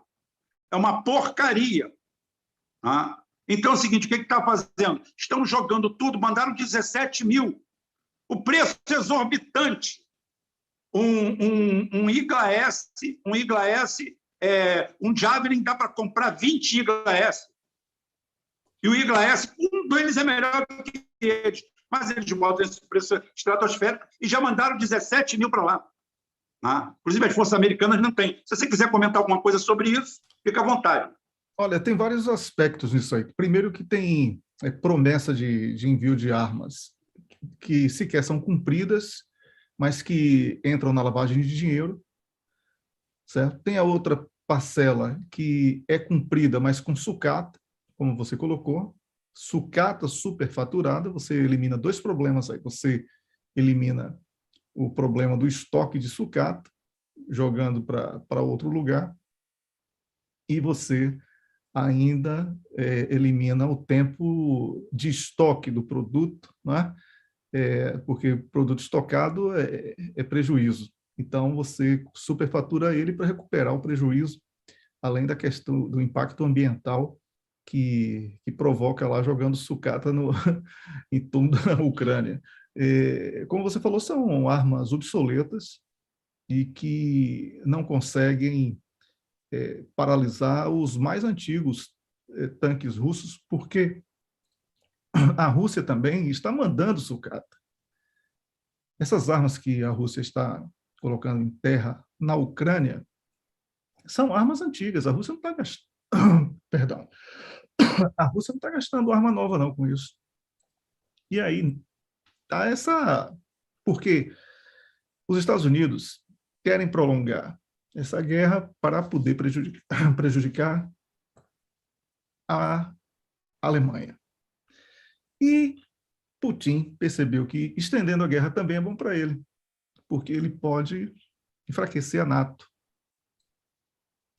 Então, Rubem, perdão, essa guerra de sucatas aí, ela é interessante para os dois países, se livrando dos estoques. Porque, como você já colocou inúmeras vezes, eu assisto todas as suas lives, sabe disso? Quer dizer, no dia seguinte, né? Eu não assisto live, mas eu assisto on demand, diria o outro. Então, você cansa de falar que essa estratégia russa de guerra atual, moderna, ela não é com o homem no terreno, ela é à distância. Então, na Ucrânia, se quisesse ter acabado com esse negócio, já teria acabado. Já teria acabado porque tem arma para isso. A arma de longo alcance de extrema precisão. Né? Mas, primeiro, manter o máximo possível da população civil que quer ficar, para depois fazer um trabalho de conquista, como foi o caso da Chechênia, né? Com sucesso, tanto que os chechenos estão lá lutando em defesa da Rússia, e também para evitar um desgaste ainda maior de imagem da Rússia, já que a máquina de propaganda esmagadoramente maior é do chamado Ocidente. Então, Rubem, tudo tem muita coisa envolvida aí. Você sabe que o nome de Zelensky estava no Panama Papers. É uma pessoa que já entrou ali com o rabo preso. O principal patrocinador de campanha dele é um banqueiro corrupto envolvido nos piores escândalos. É uma figura que, a cada vídeo espontâneo que ele faz, ele deixa escapar alguns frames com cocada branca, né? E, enfim, uma figura bizarra, e exatamente por ser bizarro, colocaram ali para que depois fosse odiado, esquecido, ou metesse vergonha no nível que ninguém quisesse lembrar que um dia apoiou. É um conjunto, é um combo, como diria o outro. É um combo de coisas erradas, e essas armas, muitas nem chegam, mas são faturadas. E o ouro já está lá, como o ouro da Alemanha também já está, o que explica boa parte da subserviência alemã em algum momento, é exatamente o medo de romper com os Estados Unidos e ter o seu ouro, né, totalmente confiscado por uma declaração de guerra ou qualquer coisa que possa justificar a pirataria. É isso aí, Rubem. Perfeitamente. Eu vou dar aqui uns tópicos básicos. Quando você tiver dúvida do que está acontecendo na Ucrânia, primeiro, a Rússia está usando armas convencionais e velhas. A única coisa top de linha que ele está usando lá são os Kalibr. Tá? Top de linha de mísseis de cruzeiro. Ela tem outros mísseis muito melhores, muito mais potentes. Está usando só isso. Está usando helicópteros velhos, tanques velhos, blindados velhos, e forças pontualmente está usando os chechenos e os Spetsnaz, onde eles precisam realmente dominar. A força de expansão é isso aí. Agora, se você tem dúvida do que está acontecendo lá, quando você vê esses canais vagabundos aí atrás de likes, porque o próprio YouTube prometeu que ia alçar esses canais que fizessem esse trabalho sujo lá em cima e iria sabotar canais como o nosso, nós recebemos uma circular. Eu mostrei aqui, o comandante mostrou, nós recebemos uma circular. Se a gente continuasse assim, a gente poderia ter até o canal desmonetizado. mas a gente vai continuar falando a verdade. Eu só quero perguntar alguma coisa. As tropas estão aonde? Em volta de Moscou ou em volta de Kiev? Quem caiu foi Mariupol ou São Petersburgo? A força aérea que foi destruída, que não levanta do chão, e quando levanta é abatida, foi a russa ou foi a ucraniana? Então, faça o favor, tá? Nem dê trela. Tem 29 países no mundo mandando armamento para lá, como falando, muitas vezes vendendo nota. Toma aqui, ó, eu mandei 500 mísseis. Mandou 50 velho caindo aos pedaços, faturou outro, ótimo, pega no caixa. Ou seja, todo o dinheiro que existe em bancos internacionais e ucranianos, todos eles, começando pelos 3 bilhões de dólares nos Estados Unidos, na figura de 42 toneladas de ouro. Isso aí você pode consultar, foi em 2014, tem nada a ver com a guerra agora, não. Aí você chega à conclusão que, como o Putin foi complacente, os acordos de Minsk não foram, nenhum deles honrado, nenhum deles foi cumprido, nada disso foi cumprido, e depois de muito aturar, de ver grupos nazistas, nazifascistas, treinados, depois de ver cidadãos russos, oriundos, sendo assassinados, perseguidos na região do Donbass, Donetsk, toda aquela região, simplesmente o Putin agiu. Só que agiu da forma que a gente sabe como ele agiu. Eles estão agindo de um lado, a China está agindo de outro. Os Estados Unidos estão dizendo que não vão aceitar que a China coloque uma base nas Ilhas Salomão. Olha só, as Ilhas Salomão estão mais perto da China que dos Estados Unidos.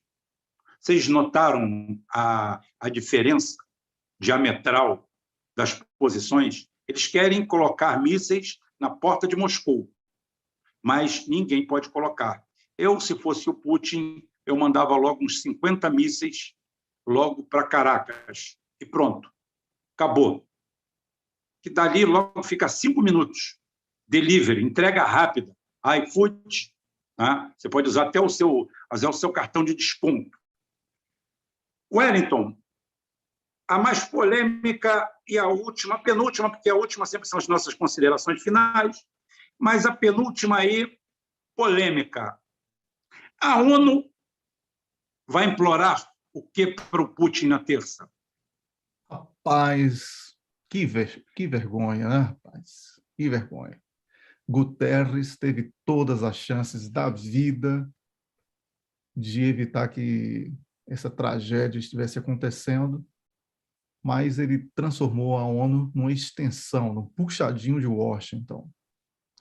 E com isso, agora vai ter que morrer no colo do titio Putin. E isso significa que o Zelensky já está bufando lá, dizendo que é um absurdo que o Guterres vá primeiro a Moscou e depois a Kiev, que ele vai suspender todas as negociações, se sentir desprestigiado, essas coisas. Eu quero dizer a você, Rubem, e a você que está assistindo a essa live, Zelensky não é nada. Chamam ele de presidente para não dizer que ele é um fantoche. Mas ele não apita nada, nem internamente, nem externamente. Se falarem assim, Zelensky, você tem que se render hoje, ele vai colocar a roupa mais bonita e vai se render alegremente. Se falar, Zelensky, você vai melar as negociações, você vai inventar qualquer história. Ele vai lá e inventa qualquer história. É um ator que foi colocado estrategicamente para cumprir esse papel bizarro que está aí. Então, a ONU precisa salvar a própria pele, porque, diante das possibilidades que estão sendo levantadas, já até na própria imprensa ocidental, de que coisas assombrosas poderão ser apresentadas pelos russos a partir de Azovstal, isso significa que se não houver um acordo nos termos da Rússia, a ONU vai ter que ser refeita, vai ter que ser repensada, reestruturada, reinventada, e isso mete medo demais em muita gente. A ONU significa muita mamata também, viu, Rubem? Que eu conheço de mamateiro da ONU, que eu conheço de carro da ONU que transporta drogas no continente africano, você não tem ideia, certo? Então, o Guterres está colhendo os frutos que plantou na negligência com os problemas africanos, principalmente na África Ocidental, principalmente no Iêmen e principalmente em outros países de outros continentes que ele simplesmente lavou as mãos, né? Nota de repúdio. Ele queria resolver problemas gravíssimos com notas de repúdio. E agora ele está sentindo na pele a necessidade de ser grande e ele não sabe ser. Ele vai lá ouvir poucas e boas sobre essa situação que os russos podem expor. E eu vejo, Rubão, como uma situação de humilhação e uma preparação para um recuo geral. Porque eu leio muito a Maria Zakharova, você sabe disso, eu até mando muito para você. Porque ela é a voz do Lavrov. E Zakharova já colocou o seguinte, que o bullying contra os russos, a russofobia que eles chamam, né? A russofobia, o desrespeito, a punição a atletas, a punição aos artistas, a tentativa de destruir a economia, os embargos diversos, etc. Tudo isso vai ter que ser revisto.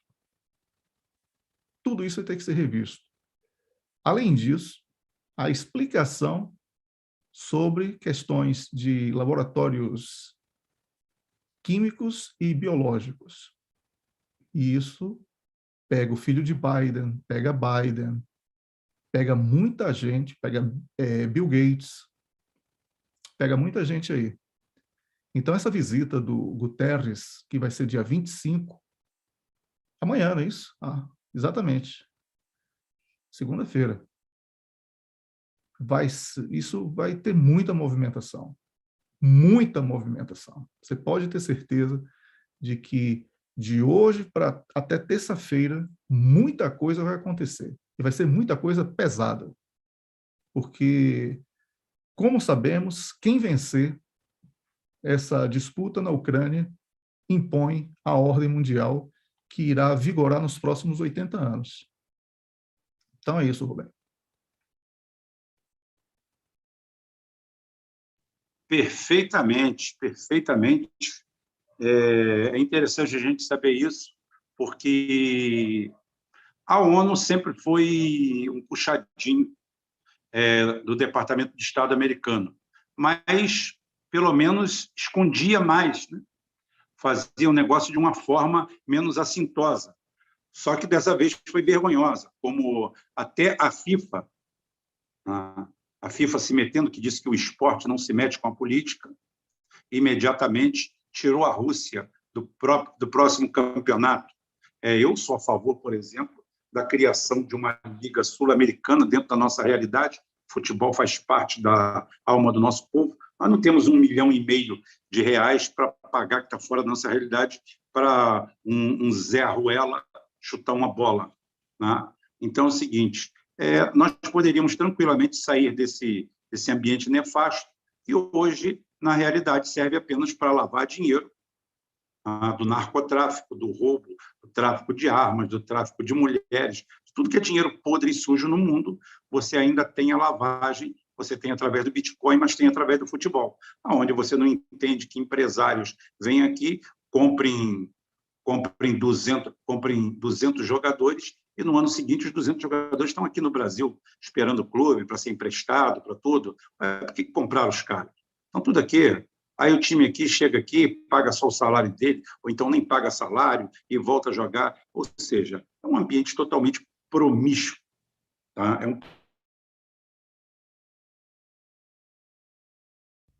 Travou aí a conexão do Rubão. Enquanto isso acontece, eu vou aqui assumindo, já que a gente já está em fase... Travou aí, Rubão. Já estão mais ou menos em fase, porque... Não, mas eu ia pedir uma coisa muito importante. Enquanto você estava travado aí, eu estava pedindo o pessoal dar like aí para poder fortalecer o canal. Você tem feito um trabalho maravilhoso e quanto mais like, mais engajamento. Também compartilhe aí nas redes sociais que você usa para que possa ampliar o alcance dessa transmissão. Porque nós hoje falamos aqui sobre muitos temas que, normalmente, eles não são abordados na mídia tradicional, não é, Rubem? Pelo menos do pouco que eu vejo a mídia tradicional hoje, porque eu tenho medo de ficar contaminado, eu não vejo muito o que a gente comenta, não. Porque o nosso trabalho é mais na troca de informação, com fontes, através de blogueiros internacionais que trazem uma visão muito profunda também sobre a situação real dos seus respectivos países, e nós vamos fazendo um levantamento e procurando trazer aqui para vocês o melhor possível.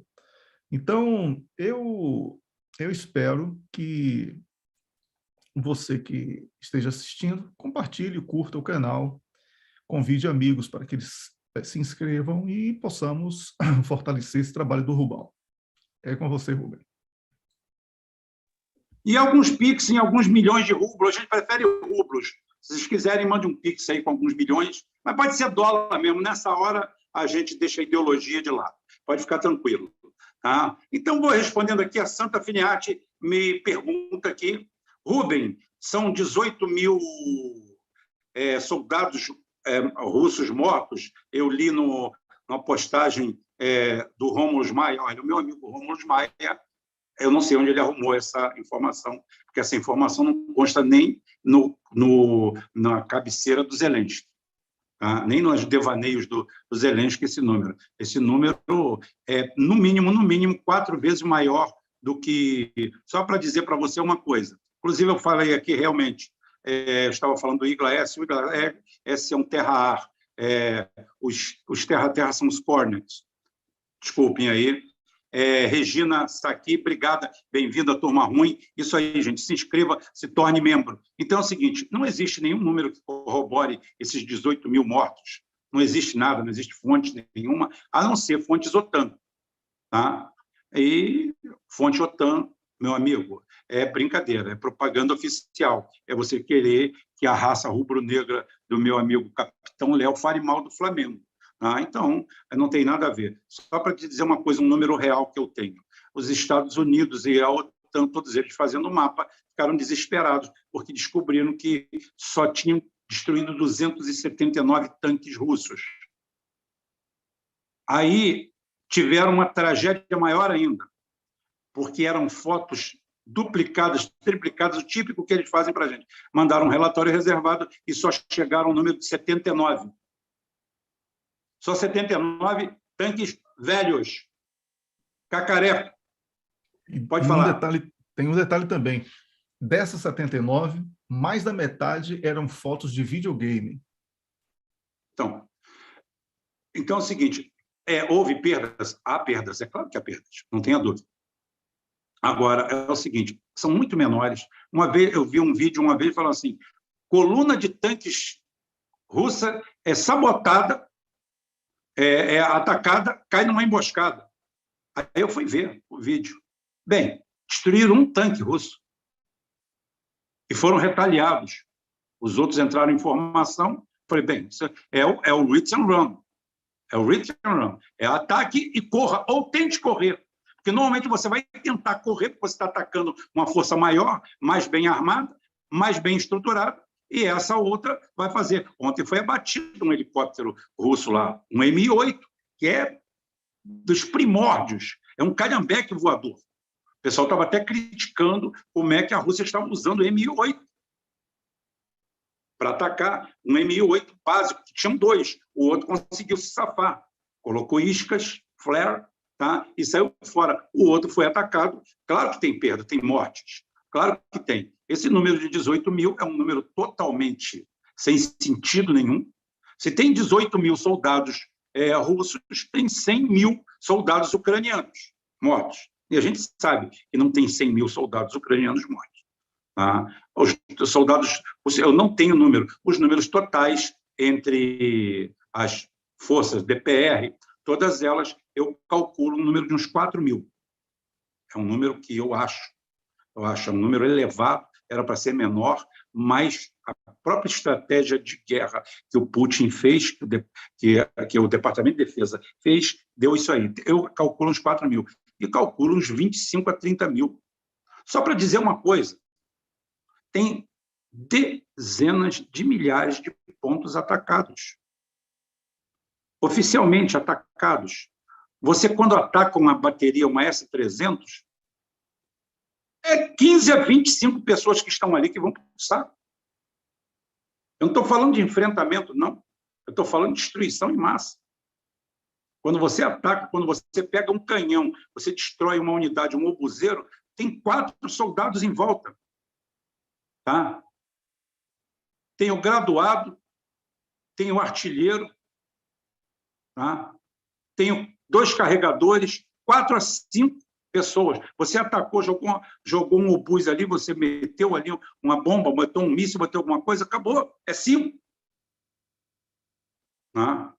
Os blindados, nem falo tanto de blindados, porque blindados, às vezes, eles tomam os... Você não sabe como é que tanquista consegue sair daquela bodega, você nem imagina. Eles saem com uma velocidade, e olha só ferro, hein? Tá? Eles levam no peito. Daqui a pouquinho, isso daí acontece, tanto nos russos quanto nos ucranianos. As maiores baixas não vêm de dentro de carro blindado. Você perde o carro blindado, mas, às vezes, a tripulação consegue se safar. Né? Agora, efetivamente, os números, esse número de 18 mil não existe. Esse número não existe em lugar nenhum, a não ser, claro, no site daqueles picareta da OTAN, meu amigo Rômulo aí, Papo Mosco. Um abraço para o Rômulo aí. Né? A França ou a Alemanha devem ganhar a Copa do Mundo. A FIFA já esquematizou tudo. Olha, se tem um elemento que anda em baixa, esse elemento se chama futebol. Muito tempo que não anda tão em baixa.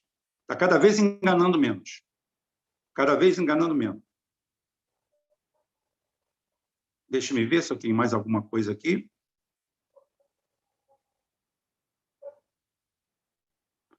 Pessoal, alguém sabe onde tem informação do número de tanques reais destruídos dos russos para discutir com chapéu de alumínio? Cara, o Fábio Honorato, eu vou te dizer uma coisa. Não perca seu tempo discutindo. O cara que tentar conversar com você sobre lá, o cara quer alguma coisa. O cara que você já está falando que o cara é chapéu de alumínio. Então, não perca tempo. Eu te dou esse conselho. Fala para o cara que é o seguinte, que Moscou está sitiada, Putin está com os dias contados, e que as tropas ucranianas desfilam pelos subúrbios de Moscou. Força aérea destruída, acabou a guerra. Pronto. É assim que a gente discute com idiotas. Estava falando outro dia, estava contando, conversando, falando exatamente sobre o burro, o tigre e o leão, onde o burro diz que a grama é azul. E começa a teimar, e começa a discutir, o tigre começa a discutir com ele, e a grama é verde, a grama é azul, e vão lá decidir com o tira-teima com o rei da floresta. E o rei da floresta, quando recebe os dois, chega e fala assim, o burro fala assim, eu falei que a grama é azul. Ele olhou para ele e falou assim, mas está certo, a grama é azul mesmo. Ele saiu todo feliz, alegre, riu na cara do tigre e foi embora. E quando o tigre chegou, ele falou assim, você está condenado a 2 anos de silêncio a partir de hoje. Ué, mas eu vou ser punido, a grama é verde. Eu falei, não, você não vai ser punido porque a grama é verde. Você vai ser punido por ter discutido com esse idiota. Né? Você não pode pegar a sua inteligência e deixar ela à mercê de um imbecil. Né? Deixa o imbecil continuar com a razão dele, porque ele já é imbecil. Ele está assistindo hoje no mundo militar, ele está assistindo tudo isso aí. Só tem um jeito para eles. É contornar e voltar para onde a gente sempre esteve. Só que eles vão fazer isso aí sem meia-culpa, sem vergonha, sem nada, porque a maioria do público deles é idiota como eles. Pode falar. Não, é porque dentro dessa sua fala aí, Rubem, eu publiquei ontem lá no meu tweet, né, no meu Twitter, tem que falar certinho o nome, né? Twitter. Twitter. Que a imprensa da NATO vai ter muita dificuldade para explicar ao público que o gás será comprado em rublo, que a ONU vai pedir a Moscou vai se render, né? Boris Johnson já admite que a Rússia vai ganhar, que a Rússia não aceita expansão da NATO, já responde aí uma das perguntas, se a Suécia vai para a NATO. Tem aqui uma pressão enorme, aí é ano eleitoral, tem deputado que fica, da situação que fica falando que está avaliando, que está bem encaminhado e tal, mas na verdade está empurrando com a barriga para ver o que acontece, porque eles devem estar sabendo de alguma coisa, porque foi aqui que eu fiquei sabendo desse número de 9.000 lá no inferno de Azovstal. Então eles devem estar sabendo de alguma coisa, estão empurrando com a barriga. Então já respondo essa pergunta. Eu acho pouco provável, ainda continuo achando pouco provável. E como é que vão explicar tropas da NATO misturado com os nazistas dentro dessa Azovstal? Então, o jornalismo está morto, esse ocidental aí que conhecemos, eles vão ter que se reinventar. Era só esse complemento que eu queria fazer, Rubem. Eu vou responder aqui ao Felipe Handel uma coisa. A maior prova que a Copa do Mundo é uma armação foi aquela disputa em 66. A Alemanha foi roubada com um possível gol para a Inglaterra, que a bola nem relou na linha da trave. Eu vou mais longe. A Copa de 54 foi roubada da Hungria, tá? Em situação bem mais vexatória. A Alemanha ganhou de 3-2 ou de 4-3, eu não me lembro, e a Hungria teve 3 gols anulados. Tá? E na fase de grupos, a Hungria passou por cima da Alemanha por 7-3. A Hungria tinha um dos maiores escretes de toda a história, só que era comunista, não podia ganhar. Então, a armação política vem de muito mais longe, não vem de 66 na Inglaterra, não vem de hoje, não vem de ontem. Sempre houve. 54 é a maior prova. 54 as pessoas não dão um trabalho de pesquisa histórica. Hoje o cara se forma em história, se pega licenciatura em história e se autodenomina historiador. Enche o peito. Eu sou historiador. Você não é historiador de nada. Nada. Você é um fazedor de aulinha. Tá? Só para dizer uma coisa, vocês deveriam imaginar a convulsão que foi na Europa em 49, na criação da OTAN. Vocês deveriam ver como é que os franceses, principalmente, deram pulos de altura, de ódio, quando apenas 4 anos depois da Segunda Guerra Mundial, simplesmente resgataram todos os nazistas. Como os Estados Unidos resgatou todos os nazistas. A OTAN é uma criação nazista. Né? O Konrad Adenauer, que é o principal artífice de tudo isso aí, ligação direta com os nazistas. Vai aparecer algum aqui metido a historiador dizendo que não, que o Konrad Adenauer não era nada disso. Todos eles. O povo francês vomitava ódio. Assim, não é impossível, os caras estavam aqui ontem, saíram daqui condenados, foram para a cadeia, foram tirados da cadeia para tomar conta da NATO. Então, em 54, a Alemanha ganha nesse processo de reedificação da Alemanha para criar um grande contraponto, uma grande pedra no caminho da União Soviética. Porque, naquela época, ainda, no começo, Stalin ainda estava vivo. E Stalin não tinha esquecido a Operação Dropshot. No meu canal aqui, se você inverter aqui, você falar em vídeos, colocar por ordem, os mais antigos primeiro, você vai ver que o 4º ou 5º vídeo que eu fiz nesse canal aqui se chama Operação Dropshot. Veja lá a intenção dos europeus e do que veio a ser a NATO em destruir não só a Rússia, a União Soviética, como a China junto. E isso foi em plena era de Stalin. E Stalin estava armando alguma para eles. Só que Stalin é morto antes e Nikita Khrushchev, um ucraniano, sobe ao poder. Depois entrou um ucraniano mais digno, que era o Leonid Brezhnev, que tinha voz alta com o Ocidente. E morreu, mataram. Mas, deixa eu ver se tem mais alguma pergunta aqui para a gente terminar isso aqui. A gente está com 1h30, mais de 1h30 de live, está ótimo. Mandamos certo. Vamos ver aqui, deixa eu ver do final para o começo. Tem alguém aqui? Espera aí. Tem as considerações finais só, né? Exatamente. Ciro deu parabéns para o Macron já. Eu quero dizer uma coisa aqui. Eu acho que eu tenho um Twitterzinho aqui, porque aí eu lembro. Que é como bloco. Eu estou usando o Twitter como bloco de notas, sabe? Aí eu lembro do que eu escrevi, o que eu falei no dia. Mais por isso. Tá? Deixa eu ver aqui.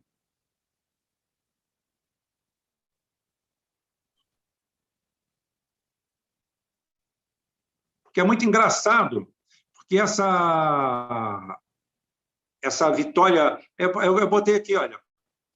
Vitória Nuland é uma serviçal do 3º escalão do Pentágono, escalada para visitar e impor a vontade dos Estados Unidos a seus países lacaios. Porém, nesse momento, verás que Lula e Ciro Gomes não vão dar um pio sobre a sua visita. Sabe por quê? Porque são todos farinha do mesmo saco. Foi isso que eu botei no meu Twitter e lembro aqui agora. São todos farinha do mesmo saco. O Ciro Gomes está saindo na cotovelada agora com o Lula para ver quem é que consegue lamber mais o saco do Macron. Porque é um homem sem caráter, é um homem sem formato, é um homem sem nada. É um homem que... Inclusive, o nosso amigo Dedo Duro Santana está tendo aumento. Deve ser por derrubar a campanha dele, né? Daqui a pouquinho é bom que daqui a pouquinho ele entrega todo mundo que recebeu por fora também. Não tem problema não, vai ser ótimo. Vai ser maravilhoso. Né? É isso aí que nós temos. O marqueteiro de luxo do Ciro, que transformou uma candidatura viável em uma candidatura inviável. Deve ser para isso que ele recebe, porque o Ciro Gomes, potencialmente, era um candidato top. Tecnicamente, como eu falei, em janeiro de 2019, trilhando apenas no desgaste do Lula e nos erros que o Bolsonaro cometeu durante o período, por osmose, o mandato cairia no colo do Ciro Gomes. Mas ele, nesse interim, nesses 3 anos, ele conseguiu fazer um conjunto de cagadas tão grande, que ele nunca conseguiu passar desse patamar que o pessoal chama de 5 Gomes, né? E que caminha célere para 0 Gomes. Não tenha dúvida, não tem como.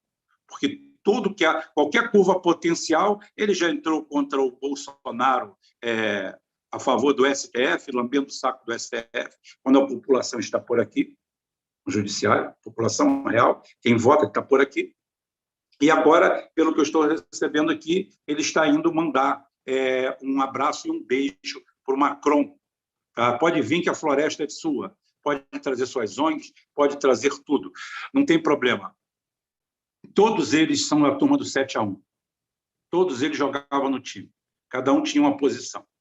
Haja vista que Bolsonaro, Ciro e Lula faziam parte de apoio do governo do Lula, do governo do PT. Uma hora ou outra fizeram parte. Então, você chega à conclusão que é tudo parecido. É tudo a mesma coisa. Se ninguém mudar essa lógica, essa dinâmica, vamos ficar com isso. Então eu vou te passar para as considerações finais. Se eu achar alguma pergunta aqui interessante, eu quero agradecer aqui ao Alexandre Souza. Obrigado. Colaboração. Tá? Pix eu não consigo ver. Quem mandou aí milhões de dólares, quando eu chego lá na conta tem 2, 3 milhões de dólares, mas eu continuo aqui, estoicismo é isso, né? Mas é isso aí. Wellington, considerações finais para você dormir aí, que aí já está quase dando para ir à praia, já deve estar dando uns 5 graus. É verdade, Rubão. Olha, faltam 11 para 1 aqui, da madrugada. É o seguinte, o título da live quem são os inimigos do mundo. E eu acho que nada melhor do que nessas considerações finais nós fazermos uma relação entre o nome da live e a nossa opinião sobre isso.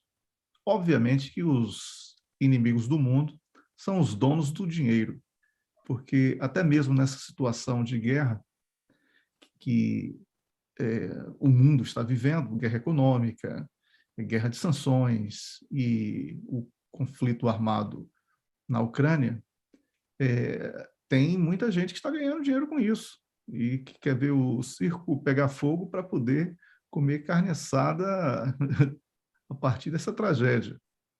Então, os donos do dinheiro são os verdadeiros inimigos do mundo. Agora, o país que o Brasil, porque eu sou brasileiro, sempre faço questão de terminar com alguma mensagem para o Brasil, porque o público predominante dessa live é brasileiro, o Brasil precisa aproveitar esse momento que o mundo está vivendo. O Brasil tem aí os BRICS convidando para que ele seja uma potência respeitada e valorizada. Os Estados Unidos estão em declínio. Essa década, até 2030, vai ser de chumbo grosso interno nos Estados Unidos. Dólar enfraquecendo, a China se sobressaindo, a economia dando um contorno totalmente contrário ao monopólio norte-americano. Então, se abraçar com os Estados Unidos nesse momento, eu chamei até no meu Twitter hoje de abraço dos afogados, Rubem. Porque quem se abraçar com os Estados Unidos nesse momento vai morrer afogado com eles. Então... Mas tem pior, Wellington. Tem pior. É você vender patrimônio seu hoje em moeda americana. Pois é. E ainda por valor inferior ao lucro do patrimônio. Ou seja, é sacanagem pura. Me desculpe a expressão aí, você que está me assistindo, mas é isso aí. Né? Então, chegou o momento do Brasil se posicionar como a potência que é, né? E que está vocacionada a ser.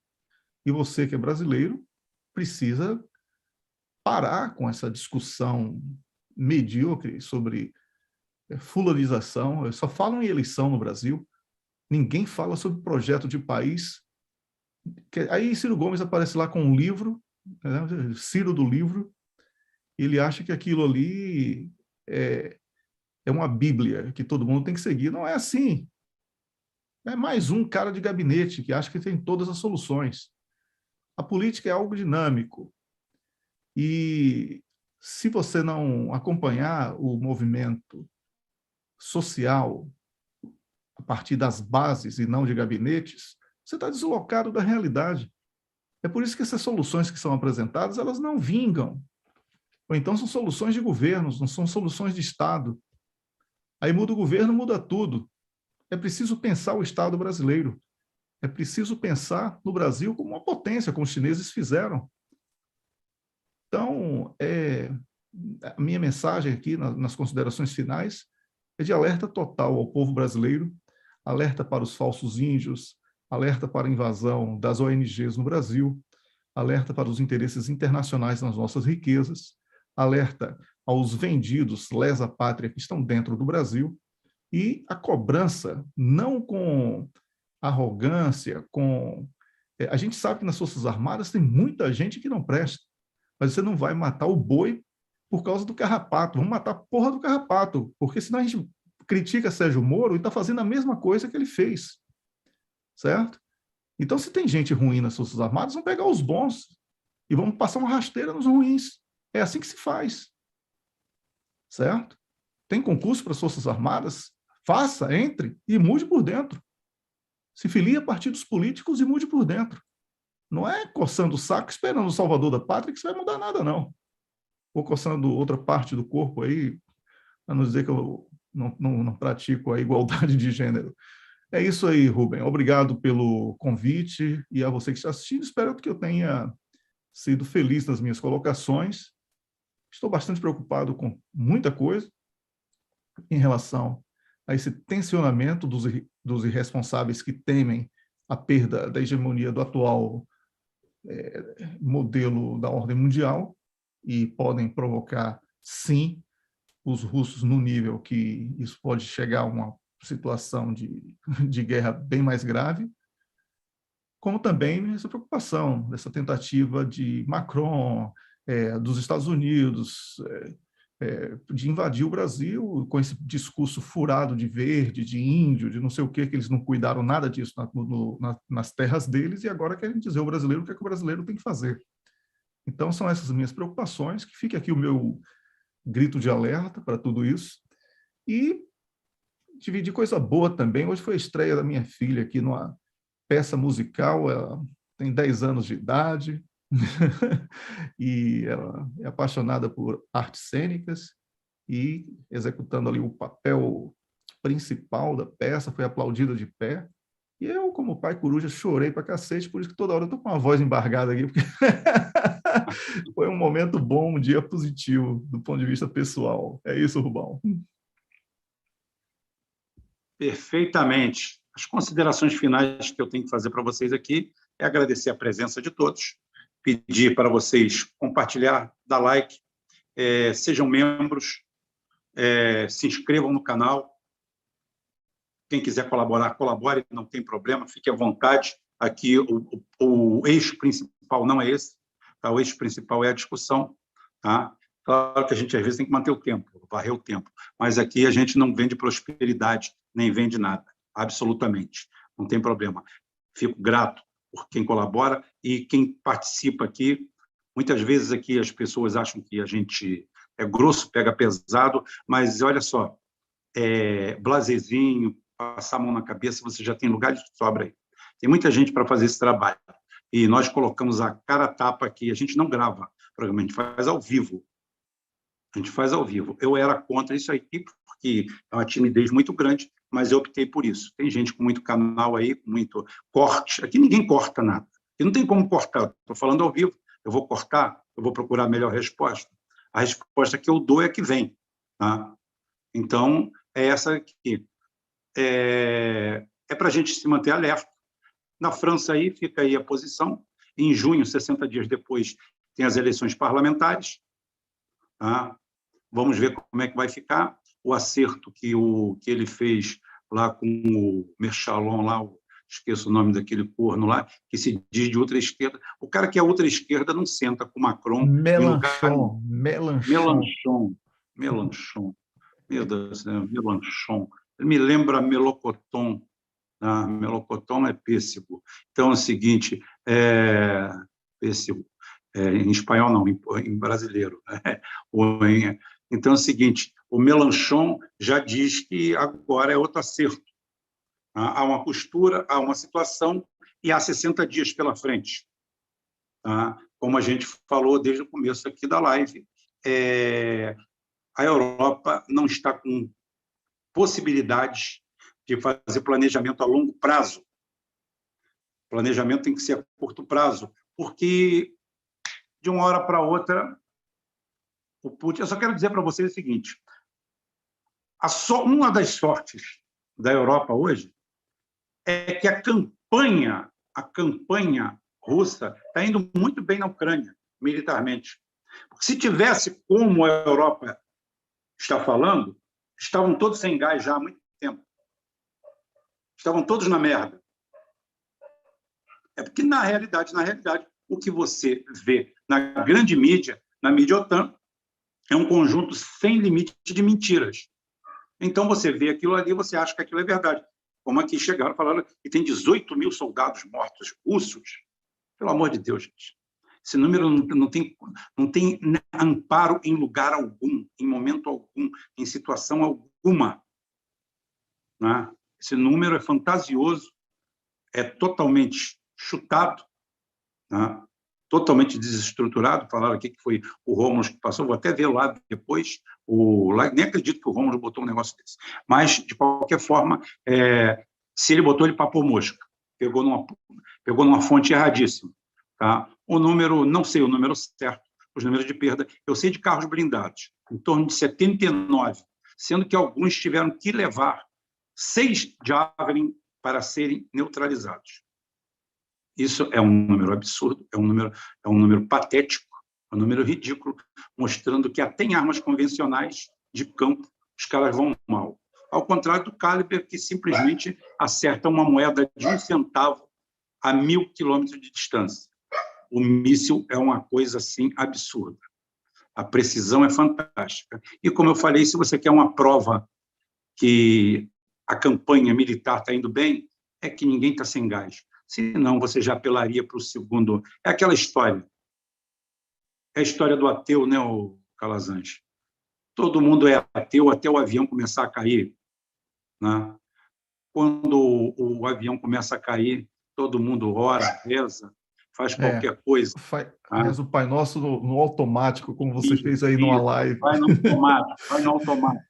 Então, é o seguinte, a ética e a moral da Rússia vai muito bem, porque eles estão indo muito bem dentro da campanha militar. Se tivesse mal, eles já tinham mostrado os dentes, que não são tão bonzinhos assim, não. Cortado o gás e pronto. Pode falar. Robert, tem mais uma coisa que eu não mencionei, mas que a gente conversou ontem lá num dos nossos grupos, que a Exxon, empresa de petróleo, ela baniu a exposição de bandeira Pride e... Qual foi a outra bandeira agora? Falhou a minha memória. LGBT? Não, LGBT é a Pride, né? E uma Pride, outra... né? E outra bandeira agora que eu não lembro, por considerar radical e completamente fora dos objetivos da empresa. Fora do contexto. Fora do contexto. Nada a ver, né? Quando eu falei aqui, nós falamos sobre a questão do identitarismo como arma do neoliberalismo, né? E nós apresentamos aqui os nossos argumentos e tal. E eu falei que quando o declínio do neoliberalismo chegasse, que está chegando, chegou agora, aí a Rússia e a China brigando contra o neoliberalismo. É isso que está acontecendo, né? Para você entender aí o que está acontecendo. A primeira cabeça que ia ser cortada no orçamento era de ONG que banca essas bandeiras identitárias, certo? Então, até isso eles vão querer que o Brasil banque as ONGs que vão trabalhar contra o Brasil. Porque eles não têm dinheiro para bancar. Porque esse pessoal é caro, os custos são altos, porque tem que mobilizar muita gente, tem que promover muita coisa, tem que comprar imprensa, tem tudo isso na conta. Então, esse corte da bandeira Pride da Exxon, que é de petróleo, já é uma amostra de que aquilo que nós falávamos aqui nas nossas lives, quando eu falo nas nossas, porque eu falo que todos os canais que nós participamos são canais parceiros, né? Aquelas previsões se consolidam agora com aquilo que a realidade expôs, né? O declínio do neoliberalismo é o declínio também das bandeiras identitárias. Era isso aí, Rubal. Beleza. O Daniel GD está dizendo que algumas empresas da Europa estão obrigadas a retirarem a letra Z de suas marcas. Eu quero dizer que é o seguinte, só a gente que tem senso de humor, né? Tem tropas russas que estão colocando o abecedário inteiro na lateral dos tanques. Pronto, corta logo tudo. Estão rindo da cara da gente. É o melhor que a gente tem para fazer isso, né? Uma nota de repúdio. Porra, vai lá e arranca. Alguém mandou nota de repúdio para a Líbia, que era fraca? Para o Iraque, que era frágil? Alguém mandou nota de repúdio? Alguém parou de usar alguma letra? Por que contra a Rússia o pessoal quer parar de usar letra? Vai lá e pega eles, porra! Vocês não são fortes? Vocês não são bons? Vocês não têm tudo? Vocês não conseguem tudo? Porra, o cara não é ninguém, cara. Os caras gastam 5% do orçamento do Ocidente, da OTAN. 5% para manter aquela estrutura toda. Porra, vai lá, pega os caras. Vai cortar a letra Z? Vai cortar a letra V?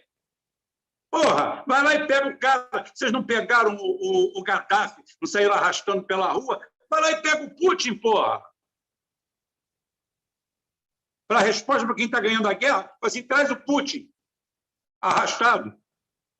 Bota na sua cabeça, bota na sua cara que você está apanhando, é feio, está tomando porrada, está se fudendo. Né? Pode escrever o que quiser, para onde quiser, analista que quiser, o cacete. Cortaram aí a cabeça do Pepe Escobar aí, atacaram o Pepe Escobar de tudo quanto é jeito. Eu não tenho grande simpatia pela metodologia do Pepe Escobar, mas eu tenho que defender que é um cara que faz um trabalho decente e sempre trouxe número. Para mim, nenhuma surpresa. Para a gente que trabalha no meio, que vê no meio, trabalha não, vê no meio, não tem nenhuma grande surpresa. Mas o que fizeram com o cara é uma canalice de todo tamanho. Pode falar. O Felipe FL está dizendo aqui, Wellington, além do Pride, o outro movimento excluído foi o Black Lives Matter. Exatamente. Isso.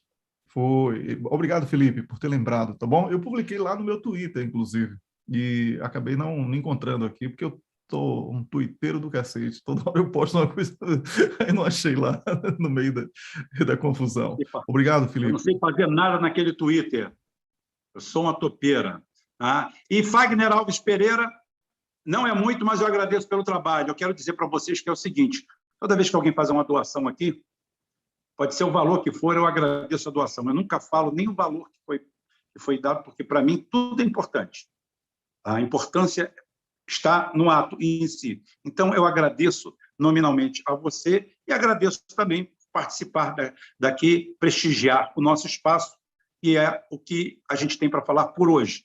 Amanhã a gente volta, esperamos com boas novidades, porque, segundo aqui os nossos, que a gente está aqui agora, o que acontece é o seguinte, agora nós estamos em desvantagem. Né?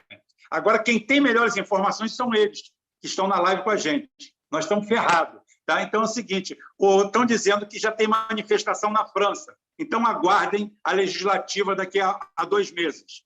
Tá? E aguardem os desdobramentos. O que vai sair de Azovstal lá, a gente vai ver. Durante a semana, a gente vê. Até a semana que vem, nesse mesmo